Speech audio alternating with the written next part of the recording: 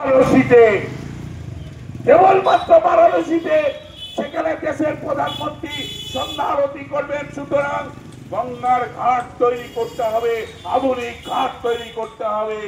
আর বাকি গঙ্গার দুধারে মানুষ প্রতিদিন তার সর্বস্ব চলে যাচ্ছে, সেখানে সরকারের কোনো দায়িত্ব নেই, না কেন্দ্রীয় সরকার না রাজ্যের সরকার। এই গঙ্গার ভাঙনে গৃহহীন মানুষের কোন পুনর্বাসনের দায়িত্ব নিচ্ছেন না। আমরা দাবি করেছি গঙ্গায় যাদের সর্বস্ব চলে যাচ্ছে তাদের এক্সাম্পটেড ক্যাটাগরি করে সরকারি বিভিন্ন সাহায্য সহযোগিতা যাতে পায় তাদের একটা কোটা নির্ধারণ করতে হবে।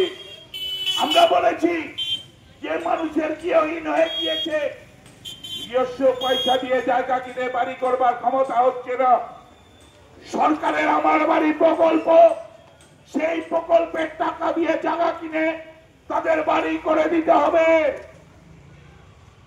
সরকারের কোনো উদ্যোগ নেই, সরকার কিছু করবেন না। আমরা তাই আগামীকাল 25 তারিখ ইরিগেশন দপ্তরে আসবো। দেখেন আজকে ইরিগেশন দপ্তরে এই চোরদের মিটিং হচ্ছে, সমস্ত চোর ওখানে সংগঠিত হয়েছে।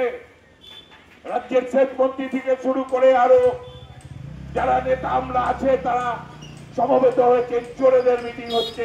সেখান থেকে পরিকল্পনা হচ্ছে আরো কিভাবে চুরি করা যায়, আরো কিভাবে মানুষকে বিপদে ফেলা যায়।